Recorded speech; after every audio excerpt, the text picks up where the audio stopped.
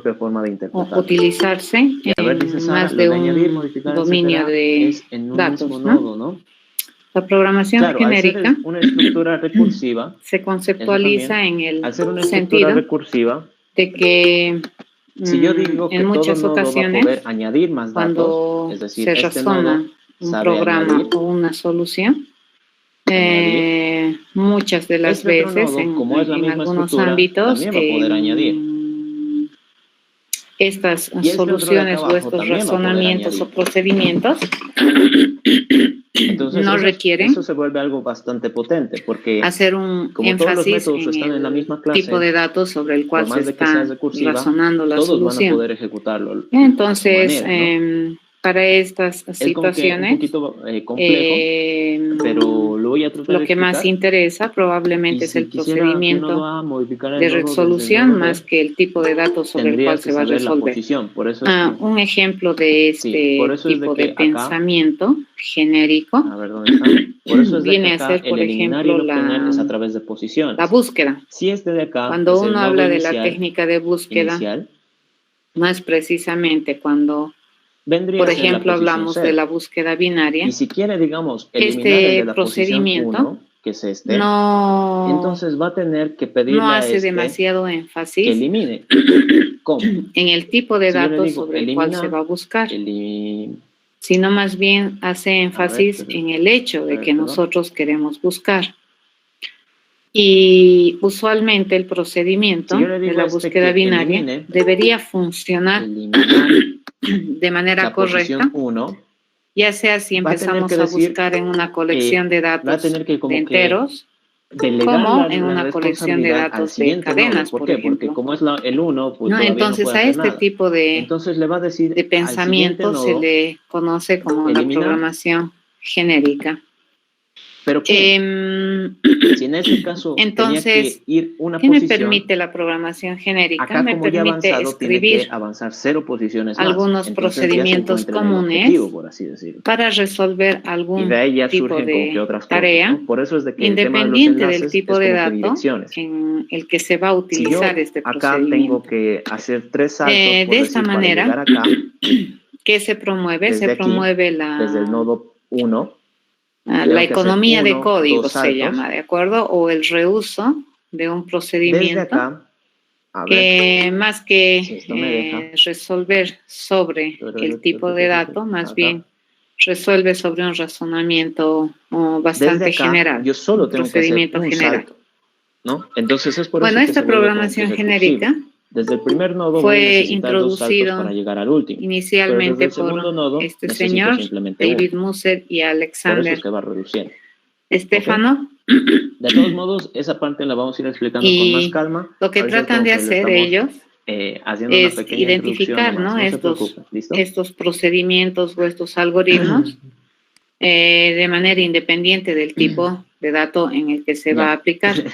Bueno, uno de estos señores ha sido uno de los diseñadores del lenguaje de programación C.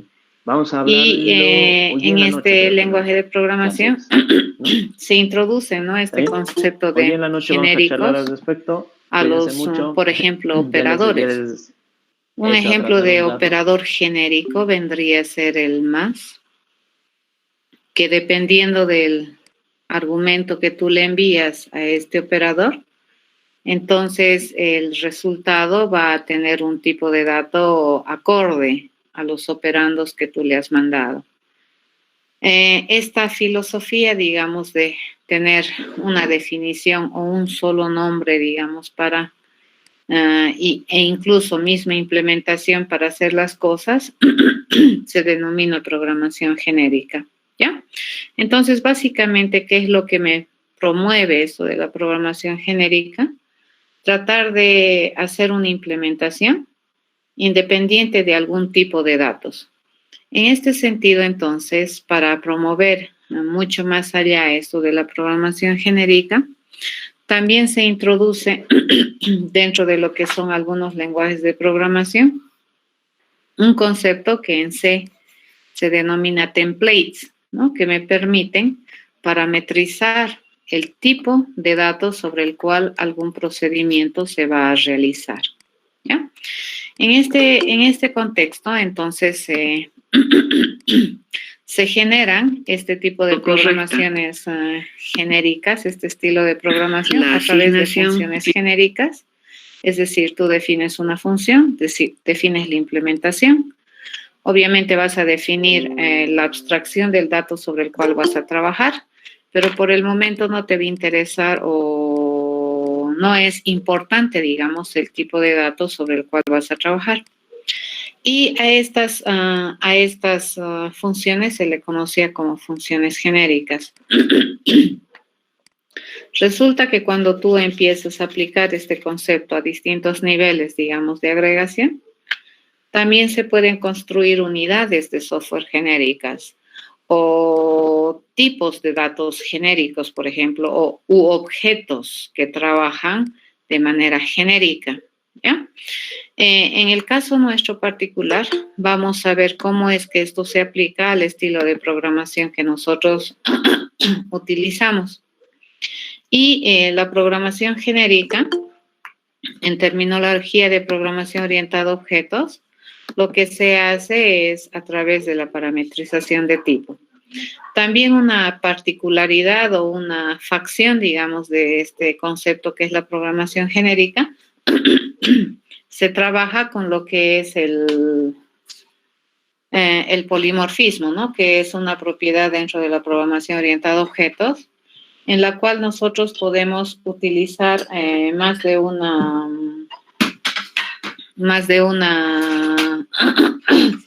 nominación, le llamaremos, o más de una implementación para una misma nominación. Eso es el polimorfismo, ¿correcto? Eso también me da una sensibilidad de genericidad en el pensamiento. Bueno, más adelante, cuando ustedes estén viendo materias que ya son de desarrollo de software, probablemente una de las cosas que van a aprender es patrones de diseño que te permiten hacer diseño de software, ¿no? Y es un concepto que nació también en esa época en la que la programación orientada a objetos empezó a tener bastante popularidad, en la década de los finales de los 80 y principios de los 90.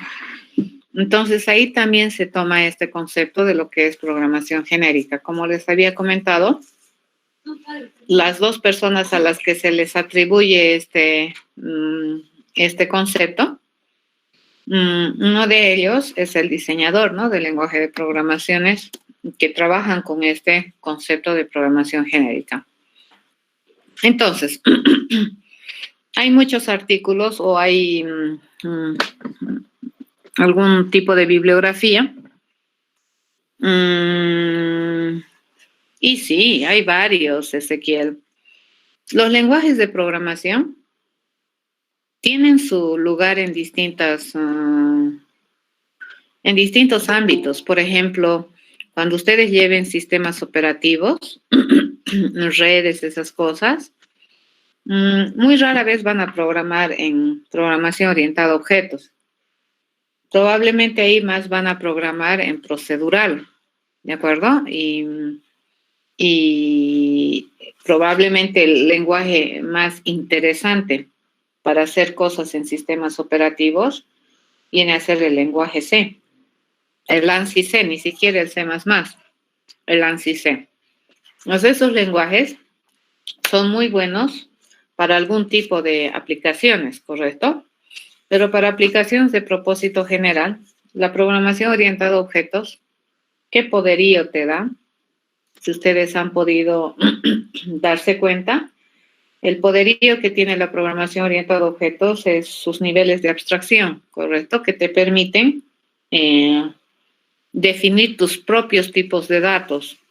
Si tú concibes un dato que es compuesto y que es complejo y que no te lo provee el lenguaje de programación, entonces tranquilamente tú puedes definir tu idea de dato con programación orientada al objeto. Pero en la actualidad existen muchos lenguajes de programación que tienen fortalezas, todos los lenguajes sin excepción, y los paradigmas también de programación sin excepción, tienen ventajas y desventajas, ¿no? Otro lenguaje que está pisando fuerte en estos últimos tiempos es Python, que es un híbrido, ¿ya? Y que se utiliza muchísimo para las partes de inteligencia artificial. ¿Ya? Cuestiones de robótica, eso se utiliza mucho Python. Lenguaje C es antiguito el ANSI C, pero muy poderoso, les cuento, y en nuestra época, en nuestra generación, o en la generación de ustedes, o en esta época, lenguaje el ANSI C se puede considerar como el lenguaje de más bajo nivel de los altos niveles, ¿de acuerdo? Todos los lenguajes que nosotros utilizamos son lenguajes de alto nivel, pero dentro de ese conjunto de los lenguajes de alto nivel, el lenguaje ANSI C se consideraría el lenguaje de más bajo nivel. Prácticamente en C hay muchas cosas que el programador tiene que controlar a mano, ¿de acuerdo? No te transparenta algunas cosas como los otros lenguajes de más alto nivel. Entonces, el paradigma de programación más las tecnologías que dan soporte a estos paradigmas siempre tienen utilidad en distintos ámbitos, ¿ya? Y si es que tú estarías dentro del paraguas de lo que es la programación imperativa, estos conceptos que nosotros miramos, por ejemplo, estado, datos, declaración, definición, uso, eso es común en toditos estos lenguajes de programación que respetan una filosofía imperativa. ¿Qué lenguajes no estarían, digamos, con esta, no serían similares si quieres aprender? Vendrían a ser, por ejemplo, Haskell, Hooks, Pizza, que vendrían a ser lenguajes que tienen un paradigma o que responden a un paradigma de programación funcional. O Prolog, Lisp, por ejemplo, ahí tú no vas a encontrar estado. ¿Por qué? Porque las bases conceptuales son diferentes, ¿ya? No es el estado, digamos, el que te permite determinar cuán correcto es tu pensamiento. En Prolog, Lisp, la formalidad que me permite determinar la correctitud de una solución viene a ser la lógica, ¿ya? Entonces, todos los lenguajes tienen su lugar. Obviamente, a medida que pase el tiempo, hay algunos lenguajes que han persistido más en el tiempo. Uno por la popularidad, otro por el soporte que tiene y otro por su versatilidad, ¿de acuerdo? Por ejemplo, hay lenguajes que hace años se manejaba BASIC, por decirles, o ADA, ¿no? Esos lenguajes han ido quedándose hacia atrás una vez que han empezado a salir nuevas propuestas de lenguaje que tenían probablemente mejores manejos con cuestiones de sistemas operativos o conceptualmente también te daban mayores prestaciones de servicio. Entonces, no deberían tener miedo de aprender algún lenguaje de programación. Y dependiendo de lo que tú vayas a trabajar, probablemente vas a necesitar programación orientada a objetos, tal vez vas a necesitar inclusive lenguajes cuando vean más arriba, que son los sistemas de información, probablemente vas a necesitar aprender otros lenguajes, como por ejemplo el SQL, que son lenguajes de consultas, ¿no? Y toda la base del SQL no tiene nada que ver con el estado, que la declaración, la asignación, sino más bien está fundamentado con el álgebra relacional, que es teoría de conjuntos. ¿De acuerdo? Entonces, eso es Ezequiel. Pero ahorita, a ver, retomando el asunto de la programación genérica, la inspiración viene a darse por el siguiente principio. Cuando los programadores hacemos un programa, básicamente, ¿qué estamos haciendo? Estamos sistematizando nuestro cerebro, ¿cierto? Nuestro cerebro tiene una idea y nosotros tenemos que tener la capacidad de sistematizar esa idea en un procedimiento no ambiguo y finito de escribir, ¿correcto? Y encima, no nos interesa tener un procedimiento que solamente resuelva un caso muy particular, muy específico para un valor X y para un valor Y. No resolvemos así. ¿Cómo resolvemos? Resolvemos para algún valor de algún tipo, ¿de acuerdo? Entonces, nuestros niveles de abstracción en programación ya inician desde el primer día que programas. ¿Qué es lo primero que abstraes? El dato. ¿Y cómo abstraemos? A través de variables, ¿correcto? Edad, num1, num2, eso ya es una abstracción. ¿Y qué estamos abstrayendo ahí? El valor, ¿correcto? Cuando decimos rectángulo 1, por ejemplo, eso también es una abstracción. Estamos abstrayendo ya ni siquiera un dato simple, que estamos abstrayendo un dato complejo, compuesto. Y obviamente, junto con la abstracción de este dato compuesto, complejo, que es el rectángulo, estamos abstrayendo encima, aparte de la información que tiene esta unidad que nosotros observamos en la realidad, aparte de los datos que tiene, estamos abstrayendo un conjunto de responsabilidades o funciones u operaciones bien definidas para estos tipos de datos, ¿de acuerdo? Para estos datos. Ejemplo, rectángulo. Rectángulo, base altura, dices, es compuesto. Rectángulo, calcular área. Entonces, cuando tú hablas de rectángulo, estás hablando de bastante información, de bastante carga de información. No de datos, sino también de operaciones asociadas, ¿ya?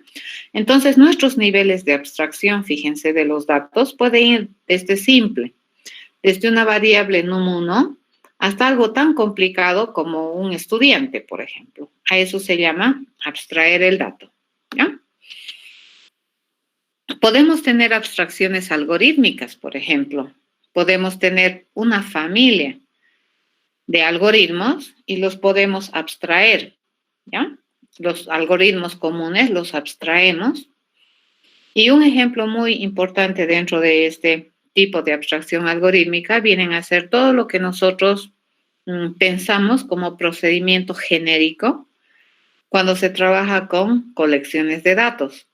Lo que ya les comentaba hace un momento, por ejemplo, la búsqueda binaria, donde se hace sobre una colección de datos, ¿ya?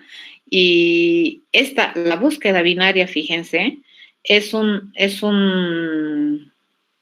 abstracción algorítmica, porque no nos estamos preguntando qué dato hay.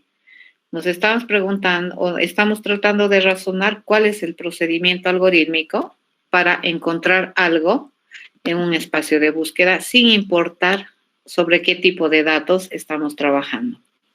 En esta segunda parte del semestre vamos a trabajar con abstracciones estructurales. Por ejemplo, nosotros podemos tener estructuras de acuerdo a su modo de organizarse. O podemos tener estructuras de acuerdo al modo de operarse, ¿de acuerdo? Y eso básicamente son las estructuras de datos y eso es lo que vamos a ver en esta otra parte, ¿ya? Entonces, existen abstracciones estructurales, representativas, algorítmicas de datos y la cuestión es, ¿por qué no podemos tener una abstracción a nivel de tipo? ¿Ya? Y aquí tenemos el ejemplo de ordenar. Este es un otro ejemplo de una abstracción algorítmica. Nosotros tenemos una secuencia, fíjense. ¿De qué elementos es esta secuencia? Pues ni idea. Lo único que sabemos es que estos elementos están en esta secuencia. Lo único que nos interesa para razonar el algoritmo o el procedimiento o el mecanismo de ordenar esta secuencia es que estos elementos establezcan una relación de orden. ¿Correcto? Nada más. Y luego el pensamiento, fíjense, el pensamiento general que nosotros tenemos, por ejemplo, de este método de ordenamiento que es el merge, te dice, lo primero hay que dividir la secuencia en dos lo más equilibradas posibles, ordenar cada secuencia por su lado y luego mezclar esos resultados ordenados en una secuencia final. Acá, ¿en algún momento hemos hablado del tipo de dato que estamos ordenando? No. Acá lo que nos interesa es el procedimiento. Y se supone que este procedimiento va a funcionar para cualquier tipo de dato que cumpla esa condición general que me dice que los datos tienen que establecer relaciones de orden. Eso querría decir que si en un momento yo tengo la secuencia de enteros, el procedimiento sirve. Si yo tengo una secuencia de caracteres, el procedimiento sirve. Si yo tengo una secuencia de cadenas, el procedimiento sirve. A eso se refiere, ¿de acuerdo? Entonces estamos haciendo una abstracción del procedimiento sin pensar en el tipo de dato. En este caso, entonces, sería interesante, probablemente, poder abstraer el tipo de dato. En realidad, fíjense, nosotros hemos descuidado el tipo de datos de la secuencia, ¿cierto? ¿Y en qué nos hemos enfocado? En el procedimiento. Ok. En este caso, entonces, en ese caso particular del ordenamiento, ¿qué estamos haciendo? Estamos haciendo, sin que se den cuenta, están haciendo un procedimiento genérico, ¿ya? Es independiente del tipo de datos. Este otro ejemplo, cuando nosotros queremos sumar dos números, fíjense, número, ya resulta ser un concepto bastante universal desde la terminología matemática, ¿no? Entonces, básicamente mi procedimiento para sumar dos números en entendimiento general es A más B. Así se suma dos números, ¿correcto? Y aquí ni siquiera nos estamos preocupando si son enteros, naturales, reales, complejos, fraccionarios, racionales y demás cosas que tenemos dentro de lo que es la categoría de números. A mí me interesa decir sumar dos números. ¿Cómo se suma? A más B, ¿ya? Lo único que a mí me interesa es que estos números deberían permitirme o deberían permitirse la operación de sumar. Es lo único que probablemente yo tengo que tener enfocado. Pero luego, ¿qué tipo de número se aplica a este operador? Pues no importa. Y a este se le conocería en el lenguaje de programación C, se conoce como un operador genérico, ¿de acuerdo? O también polimórfico. ¿Qué significa este? Que este operador más se comporta de distintas maneras dependiendo de cómo es A y cómo es B. Pero el procedimiento, fíjense, el razonamiento mental que hemos hecho para sumar los dos números, pues no va a cambiar.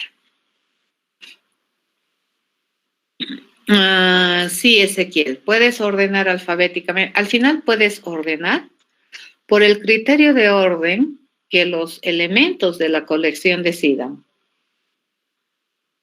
¿De acuerdo? Si tú quieres ordenar, lo más fácil para nosotros para entender un orden son los números, ¿no es cierto? Es facilito. A mucha gente, no digo todos, les cuesta entender que también las letras y las cadenas tienen un orden, aunque no debería ser demasiado extraordinario para nosotros. Por alguna razón tenemos el alfabeto, ¿no ve? Y está en orden. Y ese orden es el que se respeta, por ejemplo, en el diccionario. Entonces, implícitamente, fíjense, tenemos un orden en el alfabeto que hace que cualquier cosa que tú uses en composición, estos caracteres, también o definan una relación de orden. ¿Ya? Las cadenas entonces también se pueden ordenar. ¿De acuerdo? Y al final, aunque no fuera ni por alfabeto, ni por número, digamos, tú quieres ordenar dos rectángulos, el rectángulo definirá su criterio de orden, pero mientras se permita ordenar estos elementos, la estrategia de orden va a funcionar. Eso dice. Lo mismo acá, ¿de acuerdo? La estrategia de sumar va a funcionar, independientemente de qué tipo de dato sea A y B. Ya ni siquiera estoy hablando de qué dato es A y qué dato es B. Estoy hablando de qué tipo de número es A y qué tipo de número es B, porque aquí mi característica decía que tenían que ser números. ¿Ya? Eso es. Entonces, lo que nosotros podemos hacer cuando tenemos este pensamiento de, por ejemplo, resolver el sumar dos números, por la propiedad del mundo cerrado de la aritmética, es una propiedad, ¿no es cierto?, de los números y la aritmética, podemos decir que si tenemos dos números, este es el resultado de la suma que me va a entregar otro número, ¿correcto? Y bueno, básicamente, ¿qué podríamos decir? Ok, sumar dos números, no importa qué tipo de número es. Podríamos resumirlo así. Yo voy a recibir dos números de algún tipo y el resultado de la suma obviamente será del mismo tipo que los operandos que estoy recibiendo. Eso suena bastante cuerdo, ¿ya? Por la propiedad del mundo cerrado en algunas operaciones aritméticas que se tiene dentro de lo que es la matemática, ¿ya? Entonces, repito, el sumar dos números, ¿qué me va a generar? Un número, ¿ya? Por ejemplo, si esos números fueran de tipo T, entonces el número que vamos a generar debería ser de tipo T. Ahora, si son enteros, entero. Si son reales, real. Si son complejos, complejo. Ya, eso estamos diciendo. Entonces, ¿cómo es que podemos programar eso independientemente del tipo de dato? Lo podemos hacer así. Fíjense, podemos planear una forma de resolver este proceso de sumar a través de una función genérica, ¿ya? Esta es un procedimiento genérico cuya implementación es común. Así se suma. ¿De acuerdo? Yo voy a recibir dato A, dato B, pero no solamente estoy abstrayendo el dato particular, sino también estoy diciendo que este procedimiento de sumar dos números también es genérico. ¿De acuerdo? Si yo sumo dos enteros, se suma así. Si yo sumo dos reales, se suma así. ¿Ya? Entonces, en este caso, además del dato, que ya está abstraído, ¿de acuerdo? Me interesa abstraer el tipo de dato que vamos a recibir y a eso se denomina genericidad. ¿De acuerdo? Acabamos de definir un procedimiento que se denomina sumar, que es genérico. ¿Por qué? Porque el procedimiento, que vendría a ser la implementación, que prácticamente es esta línea, resulta que es un procedimiento genérico independientemente del tipo de número que tú recibas. ¿Ya? A eso se denomina un proceso genérico. En programación orientada a objetos, nosotros sabemos que todos los procesos se convierten en métodos o comportamientos, ¿correcto?, que están atribuidos como responsabilidad de un tipo de objeto. Entonces, en programación orientada a objetos, esta funcionalidad que acabamos de escribir debería estar dentro de un objeto. ¿Ya? ¿Cómo se provee esta genericidad? En esta definición, parametrizando el tipo. Fíjense, aparte de parametrizar el valor o el dato, estoy parametrizando el tipo de dato. ¿Ya? Eso es muy interesante. Entonces, como les comentaba, en programación orientada a objetos, estos procesos nunca están en el aire, ¿correcto? Estos procesos o estos métodos o estos procedimientos siempre se le asignan a algún ejecutor, a algún objeto ejecutor. ¿Estamos de acuerdo? Entonces, algún objeto tiene que hacerse responsable de esa responsabilidad o de esa funcionalidad.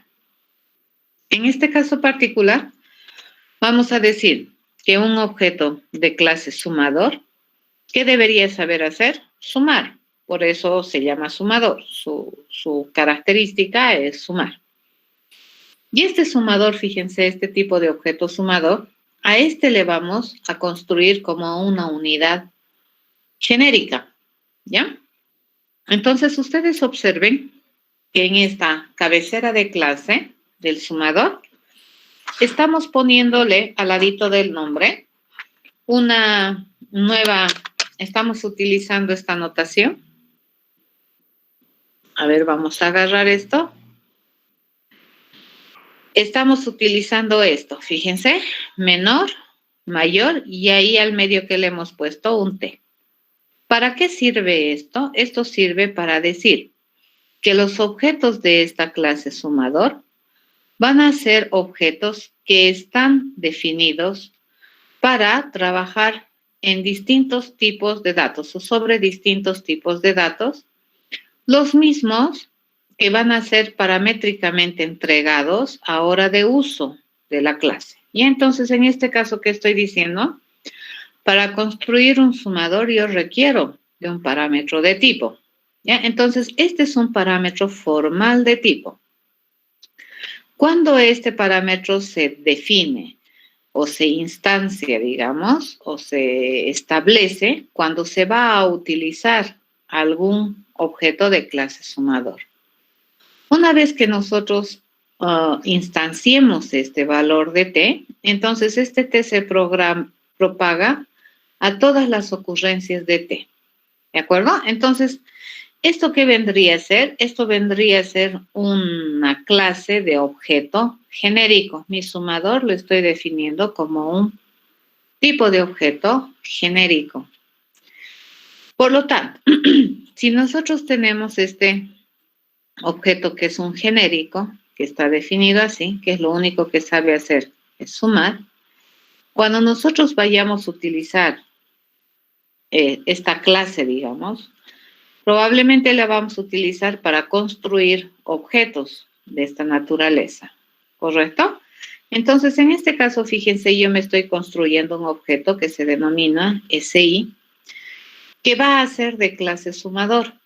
Pero al momento de crear, yo necesito instanciar, necesito definir sobre qué tipo de datos en esta ocasión este sumador va a construir un objeto de clase sumador. ¿De acuerdo? Entonces, este es el momento en el que, fíjense, yo le mando el parámetro actual de tipo, ¿ya? Y voy a construir este sumador de enteros. Me lo voy a construir por defecto como un sumador que se compromete a trabajar de manera correcta sobre enteros. Y aquí yo ya le puedo decir esto, fíjense. A mi SI, que es un objeto de clase sumador, yo le digo sumar 3, 5 sin problemas. ¿Por qué? Porque este SI es un objeto de clase sumador preparado para trabajar sobre el dominio de enteros. ¿Ya? Entonces, el resultado de sumar 3 y 5, ¿qué me va a devolver? Una suma, ¿ya? ¿Y esa suma de qué clase es? Es de clase integer, ¿sí? Java es bien interesante su forma de diseñar, ¿de acuerdo? Java tiene un diseño muy interesante en cuestión de programación orientada a objetos, solamente que las últimas versiones, digamos, de Java te han introducido algunas, entre comillas, ventajas para el programador, pero que en algunas cosas te transparenta, pero en otras también es medio inconsistente, ¿sí? Porque hay en algunas ocasiones que funciona y en otras que no. Entonces aquí, fíjense, estoy reusando la clase sumador. No estoy definiendo otro sumador para sumar reales, ¿ya? Estoy reusando mi clase sumador, pero estoy instanciando otro objeto de clase sumador. Y este objeto es un sumador especialista sobre tipo de datos reales. ¿De acuerdo? Y si yo le pido sumar, ¿qué me va a devolver? Un real. Fíjense, vuelvo a reusar a mi sumador. O sea, no he cambiado para nada esta implementación. Si ustedes observan, esta implementación no he cambiado. Pero le estoy usando para sumar enteros, para construir un objeto que sepa sumar enteros, que sepa sumar reales, y ahorita que sepa sumar cadenas, ¿de acuerdo? Entonces acá fíjense, yo voy a construir este objeto SS, y ¿sobre qué dominio vamos a trabajar? Sobre el dominio de las cadenas, ¿ya? Acá, ¿qué me falta? Acá me falta esto. Entonces, si yo le digo, por ejemplo, 3, ¿qué debería mandarle? Debería mandarle 2 cadenas, ¿correcto? El resultado, ¿qué sería aquí? El resultado sería esta cadena. ¿Estamos de acuerdo? ¿Qué estamos haciendo? Fíjense, estoy reusando toda esta implementación. Estoy reusando la implementación de esta unidad funcional. Mi sumador, desde aquí hasta aquí, ya se constituye una unidad funcional gruesa, ¿correcto? Es bien compleja. Y lo único que hemos hecho es instanciar, fíjense, y en cada instanciación lo único que hemos hecho es ponerle el tipo de datos sobre el cual este objeto particular va a tener su campo de acción, ¿ya? En cambio, este objeto particular SS, ¿sobre qué tipo de datos trabaja? Sobre cadenas. Entonces, aquí yo ya no tengo que hacerle casting, nada, absolutamente nada. Este sería SS, le digo sumar 35 y esto me va a devolver 35, ¿correcto? Entonces, en esta segunda parte del curso vamos a hacer mucho uso de genéricas. ¿Ustedes ya han usado genéricas? Sí, por ejemplo, cuando han utilizado el famoso array list, ¿cierto? Cuando tú utilizas un array list ya es una clase que es una definición de una genérica, por ejemplo. Yo acá le puedo decir, quiero almacenar objetos de clase integer. ¿De acuerdo? Y esta va a ser mi lista. Pero si yo quisiera tener un arreglo de cadenas, no tengo que volver a hacer el arreglo, ¿correcto? O sea, toda la implementación que ya está dentro del arreglo, porque fíjense que mi array list tiene un montón de cosas ya implementadas. El array list es una estructura, acá me voy a poner ya, el array list ya es un tipo de objeto que tiene un montón de funcionalidades definidas. Y da lo mismo que si yo, por ejemplo, agarro un array list, como estaba haciendo hace rato, que me permita almacenar enteros, ¿ya? Y yo puedo utilizar, fíjense, toda esta lista de prestaciones de servicios para poder trabajar con L. Pero si yo decido en una segunda oportunidad, digamos, o en otra oportunidad, tener un array list que me permita almacenar cadenas, que por ejemplo sea la L1, todas estas prestaciones de servicio, fíjense, siguen disponibles para L1. Independientemente del dato que nosotros hayamos almacenado. Entonces, estos procedimientos que tiene el array list, obviamente van a ser genéricos, ¿correcto? Estos han sido pensados para resolver algunas necesidades que se tenga cuando se almacena una colección, ¿ya? ¿Y por qué son genéricos? Porque esta clase ya per se es una clase que determina parametrizar su tipo de datos. Entonces, fíjense, ustedes ya han utilizado relativamente fácil este concepto de genericidad. ¿Ya? Bueno, eso es genéricas. Las genéricas, entonces, es la capacidad por la cual yo puedo definir o puedo construir una unidad funcional independiente del tipo de datos sobre el cual va a trabajar. Usualmente se hace esto para definir procedimientos comunes, ¿no es cierto? Que son bastante comunes y se supondría que el procedimiento debería funcionar bien para cualquier tipo de datos, ¿ya? Cuando hablemos entonces de estructuras de datos, que es nuestra próxima unidad fuerte en la materia, las estructuras de datos per se, fíjense, ya se consideran un estilo de abstracción y también estarían consideradas desde algún punto de vista como un ejemplo de lo que es la programación genérica. ¿Alguna pregunta?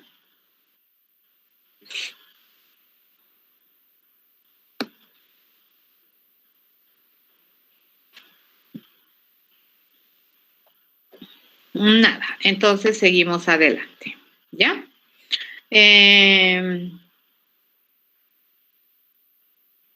Siguiente unidad que quiero mostrarles, que es necesario que entiendan bien, es este concepto, que si bien es prácticamente técnico dentro de lo que es programación, es importante conocerlo, ¿ya? Y a pesar de que es técnico y en términos, si tú utilizas, por ejemplo, el JDK como lenguaje de programación para mostrar que tus pensamientos funcionan, los lenguajes, JDK en particular te transparenta algunas cosas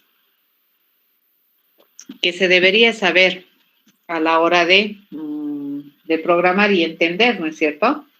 La traducción de nuestro cerebro a un procedimiento sistemático para que una máquina electrónica pueda, entre comillas, entender y ejecutar, ¿ya? Bueno, este concepto de la asignación dinámica o asignación de memoria, básicamente, tiene que ver que cuando nosotros programamos, utilizamos recursos de la computadora, ¿de acuerdo? Cuando nosotros pensamos, seres inteligentes los programadores, literalmente o prácticamente o idealmente, los programadores no tienen límites, ¿cierto? Cuando tú hablas de números, no tienes límite. Y se supondría que en teoría los números son infinito hacia arriba, infinito hacia abajo. O sea, el número más complicado que quieras pensar, pues hay, ¿no? Pero en programación, aparte de sistematizar nuestro pensamiento, pues también tenemos que tener harto cuidado con que esos procedimientos que nosotros definimos como soluciones a algunos problemas también tienen sus limitaciones, ¿correcto? Y tiene que ver mucho con esto de los recursos de la computadora que, por cierto, son limitados. A ver, cuando nosotros ejecutamos procesos, utilizamos procesador, obviamente, para hacer las operaciones aritméticas, las comparaciones, esas cosas que están ya descritas en circuitería interna de la computadora. Pero por otro lado también, el estilo de programación que nosotros manejamos es a través de la transición, ¿no es cierto?, de estados. ¿Eso qué quiere decir? Partimos de un estado inicial y hacemos varias cosas para tratar de llegar a un estado final. Ya ese es el principio más o menos en la programación imperativa. Y estos estados, fíjense, que vamos generando en búsqueda de nuestro estado final, nosotros usualmente los recordamos a través de variables. Y esos estados deberían estar almacenados en algún lugar que en este caso vendría a ser la memoria, ¿ya? Entonces la memoria juega un rol muy importante a la hora de hacer correr un programa, ¿ya? Uno, para un proceso, ya habíamos visto en recursividad, cuando se ejecuta un proceso, se le asigna un espacio local de memoria, ¿correcto?, al proceso. Y este permite administrar los recursos locales del proceso que nosotros hemos pensado conceptualmente. Me permite administrarlos en un espacio o en un ámbito local, ¿correcto? Cuando el proceso muere, se supone que la memoria que se le asigna a la ejecución también se libera. Así funciona. Entonces, los procesos no están vivos siempre. ¿Cuándo viven los procesos? Cuando se los usa. Mientras se los usa, el proceso usa recursos. Termina de usarse el proceso, método, qué sé yo, objeto, lo que se te ocurra, entonces se supondría que la memoria tiene que liberarse, porque si no, no habría memoria que te alcance, ¿ya? A ver, vamos a analizar cómo es que trabaja la asignación de memoria a nivel de datos. Ya hemos visto cómo se asigna la memoria a nivel de procesos para entender cómo funciona la recursividad, ¿cierto? Y habíamos hablado en aquella ocasión de lo que son los espacios locales y por esas razones, como son distintos espacios de memoria que utilizan los procesos, los nombres de las variables no colisionan, ¿de acuerdo? No generan ningún problema, digamos, en las distintas instancias de ejecución de un proceso recursivo. En esta ocasión vamos a analizar cómo se asigna la memoria a las contenedoras que nos sirven para almacenar datos. ¿De qué va a depender cómo se asigna la memoria? ¿En qué momento se asigna? ¿Cuánto de memoria se asigna? Eso depende muchísimo del tipo de dato que tú estás manejando, ¿ya? En este caso vamos a analizar a las contenedoras o a nuestras variables desde este criterio que me dice qué tipo de información se compromete a almacenar. Sabemos que nuestras contenedoras pueden almacenar tipos de datos primitivos o compuestos. A ver, un tipo de dato primitivo, ¿quién es? El entero. Un tipo de dato compuesto, ¿quién es? La cadena, el string. Ese es compuesto, ¿ya? Y también va a depender de los lenguajes, ¿no es cierto? Técnicamente, para el estilo de programación que nosotros hacemos, que es imperativo, hay dos tipos de lenguajes de programación, unos que se llaman estáticamente tipados y otros que se denominan dinámicamente tipados. Los estáticamente tipados son aquellos lenguajes en los cuales se requiere que el programador, antes de hacer uso de una contenedora, diga explícitamente qué tipo de dato esa contenedora va a contener. Los lenguajes estáticamente tipados, entonces, tienen esas famosas instrucciones de declaración, ¿ya? El lenguaje que nosotros estamos estudiando o utilizamos para demostrar que el cerebro se puede realizar o se puede materializar es un lenguaje estáticamente tipado, ¿ya? Pero hay lenguajes también que son dinámicamente tipados. ¿Eso qué significa? Que el lenguaje infiere el tipo de la contenedora cuando tú usas la contenedora. Por ejemplo, si a una contenedora yo le digo A y le asigno 3, yo ya estoy usando la contenedora para asignarle un dato. Y en ese caso, el lenguaje puede inferir por lo que le estás asignando que A es de tipo entero. Y en ese instante recién le asigna memoria, ¿ya? En cambio, en los lenguajes estáticamente tipados, antes de decirle A igual 3, ¿qué te pide? Que primero declares A. Entonces, te va a decir int A, ¿correcto? Esa es una instrucción y esta instrucción tiene una finalidad en estos lenguajes estáticamente tipados y es que le va a permitir a la máquina ejecutora de tu lenguaje junto con el sistema operativo asignarle espacio de memoria mínimamente necesario y eso vamos a ir viendo cómo asigna, ¿ya? Nuevamente, ¿qué tipo de lenguaje de programación es mejor, estático o dinámicamente tipado? Es una discusión así como los paradigmas, ¿no? ¿Ve qué lenguaje es mejor, qué lenguaje es peor? Son discusiones que probablemente pueden no tener fin, ¿ya? Y dependiendo de lo que tú haces, puede ser bueno, puede ser malo. Todos tienen ventajas y desventajas. En el caso nuestro, ¿qué tipo de lenguaje de programación estamos utilizando? Un estáticamente tipado, ¿ya? Entonces, la memoria que se le asigna para nuestros datos va a depender, fíjense, del tipo de dato que se supone la contenedora va a almacenar, ¿ya? Y dependiendo de este tipo de dato, la asignación de la memoria puede ser inmediata y no movible, estática, o puede ser inmediata mínima y luego accesible o asignable por demanda. Ya, y eso vamos a ver. A eso que se le asigna por demanda, a eso se le conoce como dinámica, asignación dinámica de memoria. Vamos a suponer que esta parte derecha de la diapositiva, esa suerte de arreglo que tengo ahí a la derecha, es una representación de una porción de la memoria, ¿ya? Cuando nosotros, por ejemplo, hacemos estas dos instrucciones de declaración, ¿eso qué significa?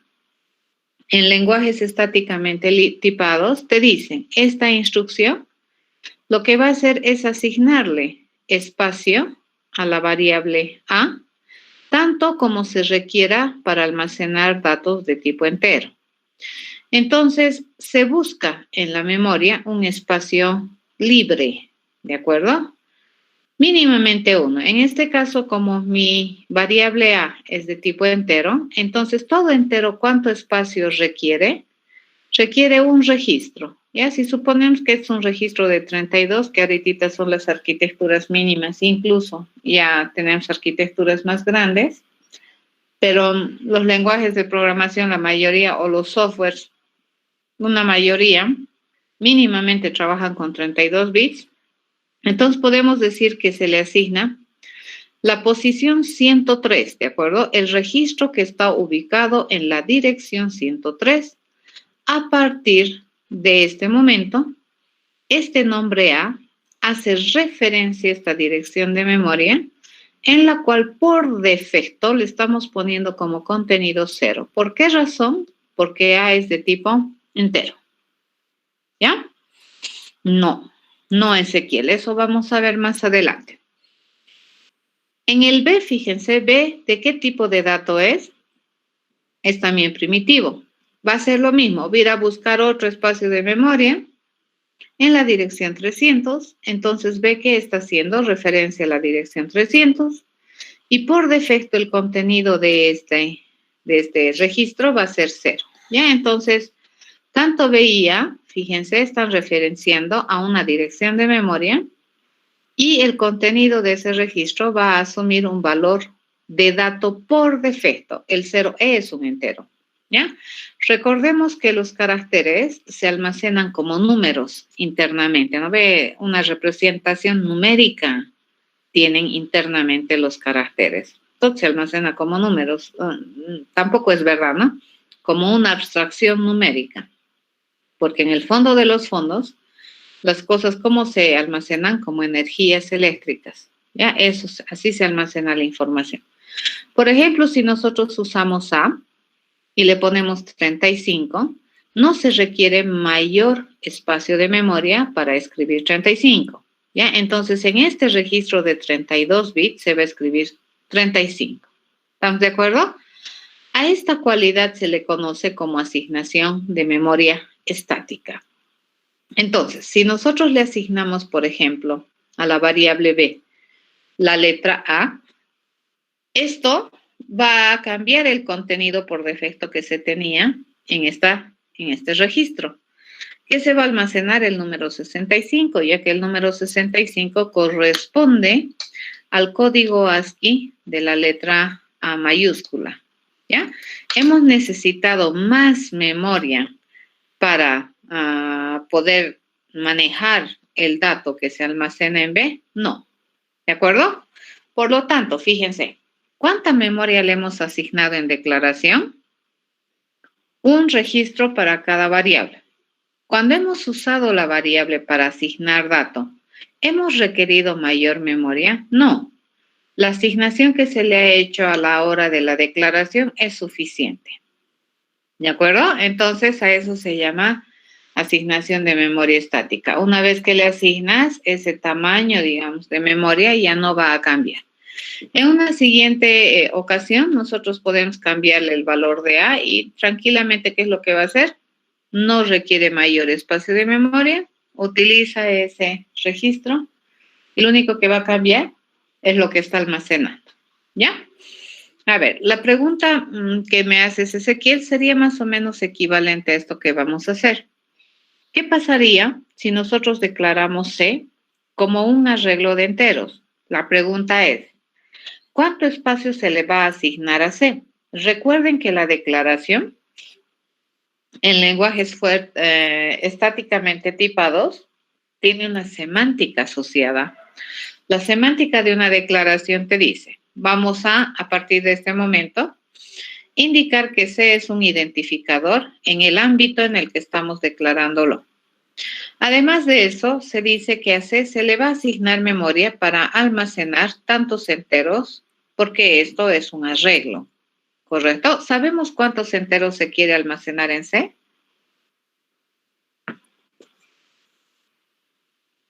No.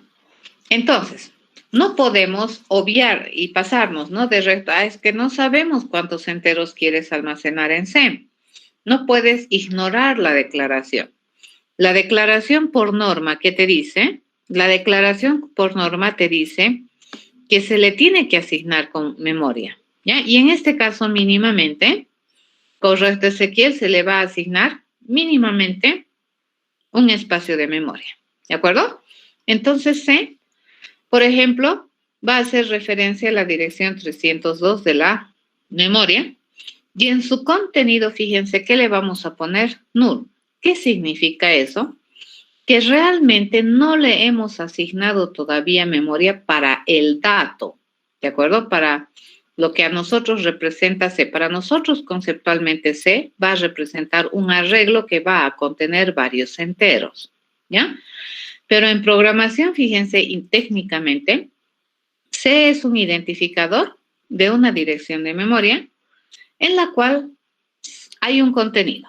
En este caso, como todavía no sabemos cuántos enteros queremos, esto es todavía no definido. ¿Ya? El null, ¿qué significa? Que todavía no se ha definido el contenido de ese registro, ¿ya? Pero el null también, ¿qué significa? Que el contenido futuro de esta contenedora no va a ser un valor de datos, sino más bien va a ser una referencia, ¿ya? Una vez que nosotros definimos el tamaño de C, entonces el compilador, ¿qué hace? El ejecutor, ¿qué hace? Va a ir a buscar 3 celdas contiguas para almacenar enteros. Sabemos que cada entero, ¿cuántos registros usa? 1. Entonces, ¿cuántas celdas contiguas va a utilizar? 3. Ya siempre contiguas cuando hacemos estos arreglitos a corchete. Y por cada una de esas posiciones un entero, dice. Entonces, vamos a ya ponerle por defecto, fíjense aquí, 0, 0, 0. ¿Ya? Supongamos que ese tripla de registros está en 200. Entonces en C que se va a poner 200, ¿ya? 200, mucho cuidado, fíjense. Ese no es un valor de dato, no es un valor de contenido de C en términos de dato. ¿Me entienden, verdad? El contenido de C en esta ocasión, ¿qué significa? Significa a su vez una referencia direccional donde realmente está el espacio reservado para contener los datos que conceptualmente nosotros estaríamos almacenando en C, ¿ya? Pero una vez que hemos hecho esto, a esto se denomina asignación dinámica. Fíjense, estamos asignando dinámicamente a requerimiento, en este caso, 3 celdas de memoria, ¿ya? Pero una vez que le asignamos estas 3 celdas, esto ya no se puede modificar. Claro, todo se puede hacer, ¿no ve? Pero aquí sobre este ya no le puedo robar esta celdita aquí o esta acá, no se puede. Ya tendríamos que hacer una reasignación de memoria si es que quisiéramos cambiar el tamaño de C, ¿ya? Pero en este caso, debido a que C se compromete a almacenar enteros, esta asignación rosada que ustedes ven se convierte nuevamente en estática, porque para cada posición 200, 201, 202, esta se va a comprometer a almacenar un entero y no requiere más memoria que un registro. ¿Ya? Este tampoco va a requerir más memoria. ¿Entendido? Una vez que se le asigne entonces el tamaño, este tamaño es estático, ¿de acuerdo? La cantidad de celdas que se le ha asignado es estático. Y este es por doble partida, porque encima el tipo de datos que se compromete es un entero. Entonces, para cada uno de los enteros, exactamente un registro. ¿Ya? Ok. Eso hay que tener harto cuidado. Una vez que se le asigne el tamaño, eso ya no es tan fácil hacer. Inge, tengo una pregunta. Sí. Allí puso los tres espacios en rosado. ¿Podría ser en cualquier lugar? O sea, a partir del 150, digamos. 150. Ya solo puede ser en cualquier lugar. Tan aleatoriamente no. Hay técnicas de asignación. Para nosotros sí. Solo Dios sabe dónde le asigna. Ok. Para nosotros sí. ¿Ya? Pero sí, lo que sí es verdad es que esas 3 celdas tienen que ser contiguas. Podría ser la 150, correcto. Podría ser en la 150.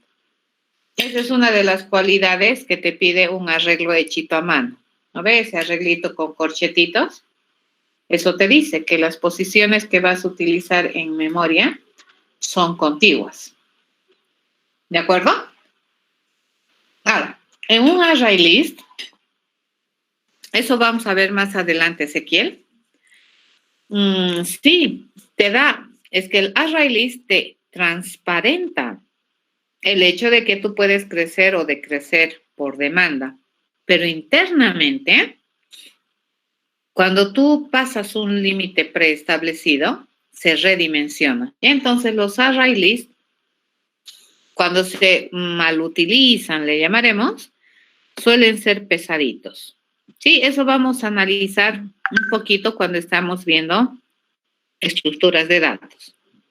Pero, a ver, para sacarte de la curiosidad, Ezequiel, cuando tú construyes un array list, new array list, ¿ya? Lo que hace es construirte un arreglo de 10 posiciones inicialmente. Aunque tú no quieras, te lo pone de 10 posiciones, ¿ya? Y luego va administrando, ¿no ve? Cómo pone, cómo saca, recorre, hace corrimientos y demás cosas. Pero es un arreglo, así, son celdas contiguas. El acceso a una posición o a un dato por una posición en un array list es sumamente veloz, es bastante rápido. Pero cuando tú empiezas a hacerle crecer así, supongamos le vas a ir a poner el 11º dato, entonces el array list internamente, tú no te das cuenta, pero eso sucede, lo que hace es redimensionar, ¿ya? Y lo que se hace es reasignar espacio de memoria. ¿De acuerdo? Entonces, por ejemplo, si nosotros aquí quisiéramos decirle la siguiente línea, ¿no ven? C, acá le quisiéramos hacer esta payasada, dices, ay, no, me he equivocado, lo cual, eso no es lindo. ¿De acuerdo? Si luego le dices acá, quiero hacer C igual a new, le digo, ¿no? No había sido 3, es un hito más. ¿Qué es un hito? Dices, ¿no es cierto? Entonces, ¿tu idea es que este hito más le va a dar? No. Lo que va a hacer es nuevamente ir a buscar 4 celdas contiguas, ¿de acuerdo? Por ejemplo, estas, 4, ¿ya? Y va a redimensionar aquí. Y esto lo va a liberar. Correcto, y si ya tenías datos aquí, los vas a perder, a menos que los copies uno a uno. ¿Estamos de acuerdo? Eso es bien importante. No puede chocar. No, jamás. Cuando hablamos de 2 dimensiones. Las 2 dimensiones se almacenan rectas. Ya, por ejemplo, cuando tenemos una matriz,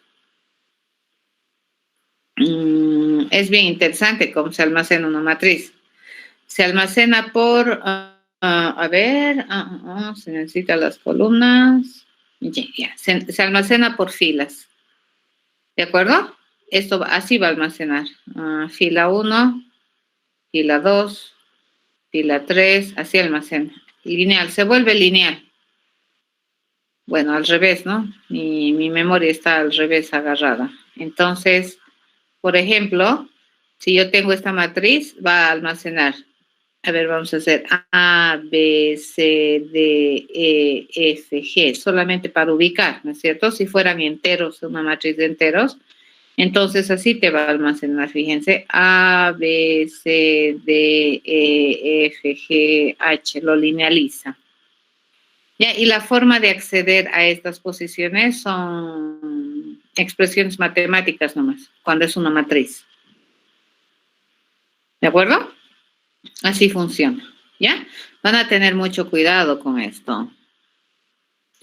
Jamás, jamás, jamás. Esto nunca, jamás va a pasar, Ezequiel. ¿Ya? ¿Por qué? Porque el responsable de hacer que eso no suceda es tu máquina ejecutora más tu sistema operativo. Entonces, no es posible que yo esta misma registro, yo le asigne a 2, que digamos esté asignado a C y también esté asignado, qué sé yo, a B, digamos, o sea, si yo le digo o a D, digamos, ¿no ve? Aquí le digo int D, cosa así, y luego me dice, ya, entonces no, jamás. Se da cuenta cuál está reservado. Ahora van a fijarse que hay otro concepto que es aliasing, pero no es porque estás sobreponiendo, es otra cosa. ¿De acuerdo? Hasta aquí estamos bien, ¿verdad? Entonces, en la declaración no habíamos realmente dado la cantidad de espacios que se requiere para almacenar el dato, pero mínimamente cuánto le hemos asignado, 1, incluso para decirle que todavía no hemos asignado, ¿ya? Una vez que hemos definido el espacio, hemos dicho que por demanda quiero 3, entonces recién se ha ido a buscar el espacio, correcto, de 3, y esta dirección, fíjense, este 200, que es la dirección, es el contenido de C. Entonces, C que contiene, C va a contener una dirección de memoria. Fíjense, C no contiene un entero ni nada. C que contiene una dirección de memoria. ¿Correcto? Entonces, ahí ya le hemos asignado memoria de manera dinámica. Sigamos. ¿Qué pasaría si yo quiero ponerle 56 a la celda 2 de C? Entonces, ¿qué es lo que hace? Agarra la posición que tiene en C, 200, le suma más 2, 202, y ahí le pone 56. Así de rapidito hace. Por eso es que cuando tenemos un arreglo hecho a manito, el acceso a la información es bien rápida, ¿ya? Porque lo hace con un cálculo matemático. Bien rapidito. 200 más 2, 202. ¿Todo por qué? Porque este es un entero. ¿De acuerdo?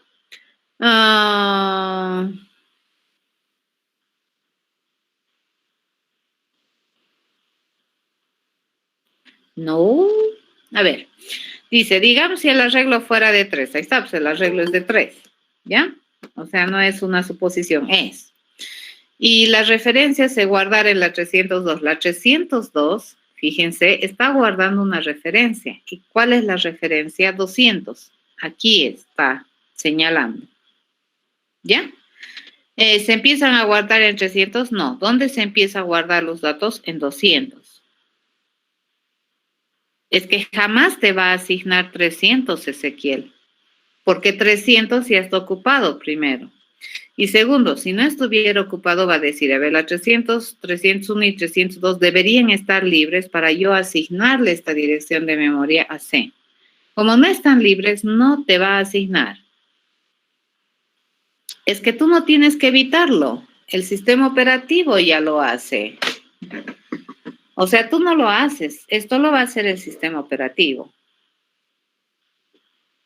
Y cuando en algún momento, por ejemplo, tú ya no tengas espacio de memoria, te va a sacar te va a abortar y te va a decir, ya no tengo espacio de memoria para asignarte. Limpia tu memoria, borra procesos activos, qué sé yo. ¿Qué es lo que te suele suceder en muchos procesos recursivos? Cuando tú tienes procesos recursivos, sueles utilizar, por ejemplo, como un parámetro grande, y a veces te sale un error en tiempo de ejecución y te bota y te dice el stack de ejecución ha sobrepasado, te dice, o sea, la memoria asignada, la memoria primaria asignada para ejecutar tus programas ya te la has comido toda, entonces no te va a dar más memoria si todo está reservado. Sí, los diseñadores de sistemas operativos tienen que administrar pues los recursos de una computadora. ¿Ya? Entonces los lenguajes de programación ya trabajan sobre este otro software que es el sistema operativo, ¿no ve? ¿Ya? Entonces es imposible que una misma celda le estés asignando a dos variables salvo haya una copia. Ya eso, pero vamos a ver cómo funciona. A ver. Ahora, fíjense, la situación acá es un tantito diferente. Tenemos CS, que es un futuro arreglo de cadenas. ¿Ya? Nuevamente, ¿cuánto espacio mínimamente le vamos a asignar? 1. Y le estamos diciendo que todavía no le hemos asignado espacio real para sus datos. Vamos a suponer que hacemos lo mismo que acá, ¿cierto? Le vamos a asignar 5. Queremos que mi arreglo CS almacene en un futuro 5 cadenas. Entonces, ¿qué va a hacer tu sistema operativo con ayuda de tu ejecutora con ayuda del sistema operativo? Lo que va a hacer es ir a buscar un espacio de 5 registros mínimamente. Fíjense, ¿de qué tipo es la información que va a almacenar este arreglo? String. String ya es un dato compuesto, ¿correcto? Entonces no sabemos realmente cuánto espacio se requiere para cada cadena. Pero una vez que tú me pides 5 espacios, yo no puedo ignorar esa orden, ¿correcto? Entonces, mínimamente, ¿cuántos espacios te voy a dar? 5. Y debido a que nosotros estamos haciendo un arreglo basadito en corchetes, esos 5 espacios tienen que ser contiguos, ¿ya? Entonces, supongamos que son estos 5 espacios que inician en 600. Entonces, la dirección que se va a ir a vivir, la referencia direccional 600, va a ser el contenido de CS. Pero ustedes observen, cada una de estas celdas, ¿qué me está diciendo cuando le pone null? Que todavía no hemos asignado espacio real para el dato, ¿ya? Eso significa que los datos que va a contener esta contenedora CS son compuestos. O sea, yo no le puedo decir, este registro de memoria nomás va a utilizar y no va a utilizar otro más, ¿ya? ¿Por qué razón? Porque el contenido son strings, ¿ya? Entonces, los strings son compuestos, entonces, ¿eso qué me genera? Nuevamente, una asignación representativa le llamaremos, ¿ya? Ahora, si yo le digo en CS1 le voy a poner ala, dice, ok, CS1 es esta posición, la 601. Ahí dice que le vamos a poner ala, pero ala, fíjense, es una secuencia de 3 caracteres. Por cada carácter yo requiero un espacio de memoria. Entonces, nuevamente voy a ir a buscar 3 espacios consecutivos para guardar caracteres, ¿ya? Pongámosle que empiece en 100. Entonces, este 100 se va a almacenar como contenido de la dirección 601, ¿ya?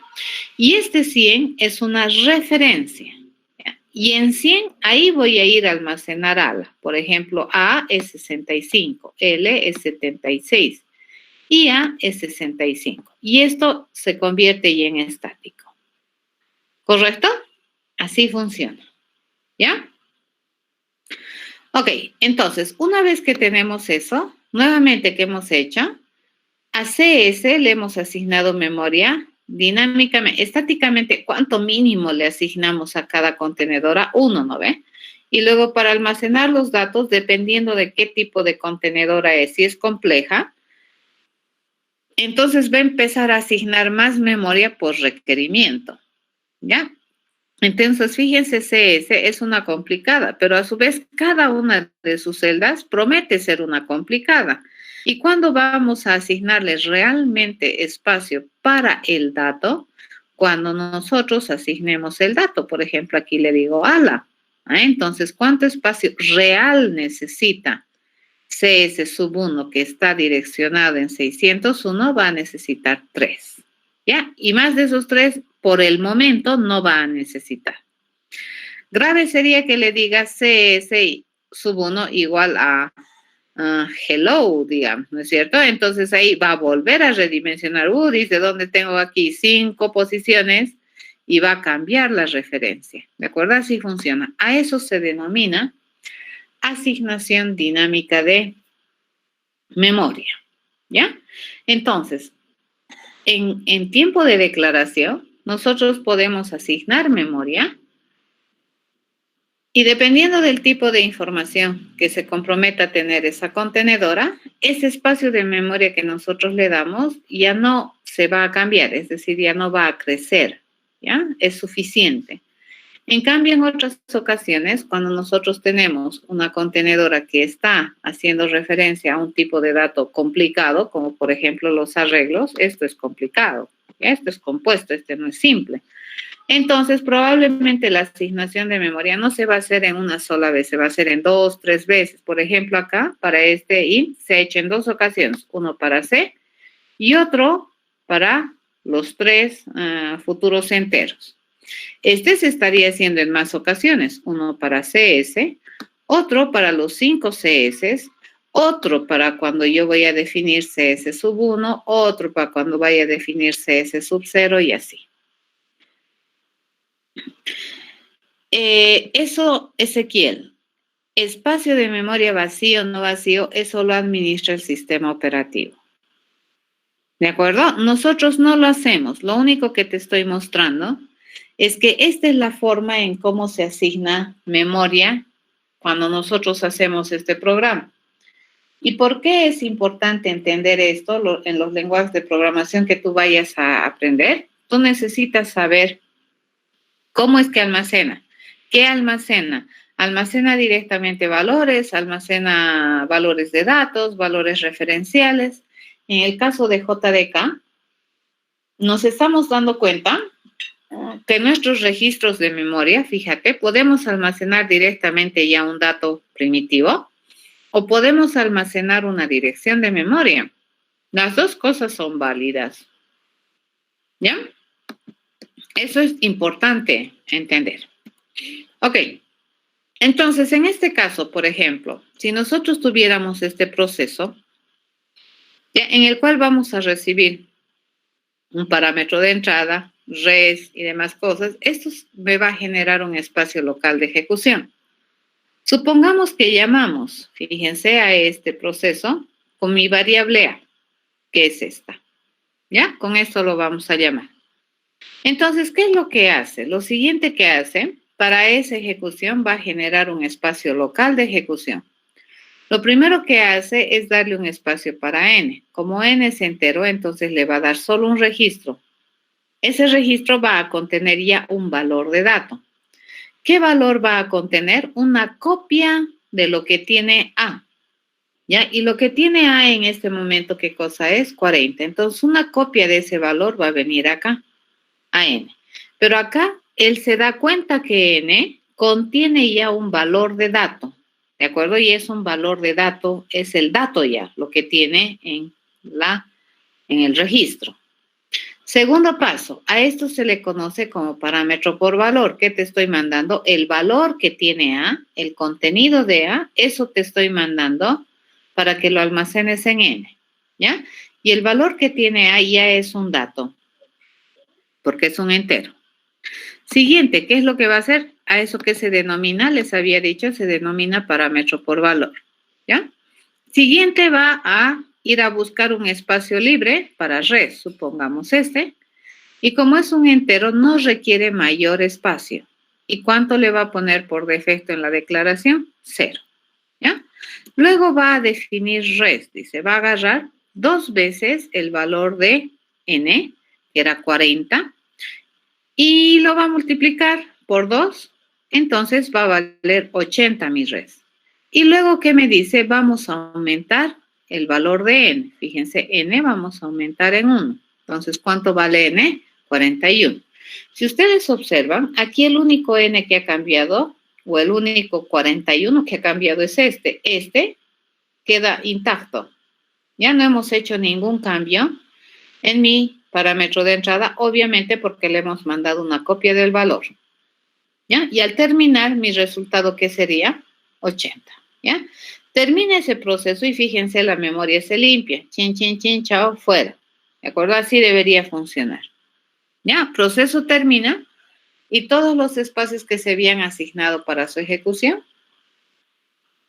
deberían limpiarse. ¿Está bien? Ok,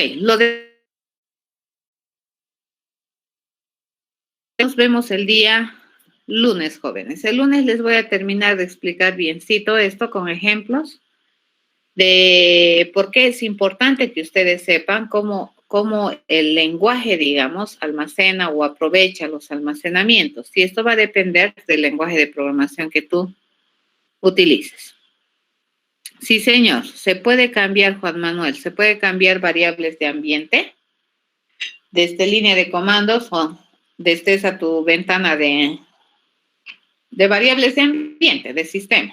Pero no es aconsejable, ¿de acuerdo? No es aconsejable porque tu sistema operativo ya tiene una predicción, digamos, del uso de la memoria RAM y va a empezar a distribuir, ¿de acuerdo? Tu memoria RAM para que se ejecute cosas del sistema operativo, tus aplicaciones, tu sistema de archivos, todo eso se está ejecutando ahí en memoria RAM. Entonces, el espacio que se le da por defecto para que ejecutes programas con lenguajes de programación se puede modificar, pero no es adecuado. Y sí, cuando tú ejecutas el programa ya estás ocupando espacio de memoria. No, pero esa es otra cosa. Una cosa es la ejecución y otra cosa es el programa. Pero usualmente tu programa no ocupa memoria primaria, Ezequiel. Tu programa está en memoria secundaria. ¿Dónde guardas? Lo guardas en disco duro. Ahorita, ¿de qué estamos hablando? Estamos hablando de memoria primaria.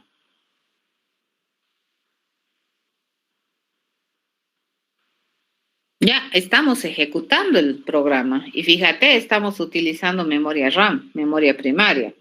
Tu programa, tu punto Java, ¿dónde está guardado? En tu disco duro, no está guardado en memoria RAM.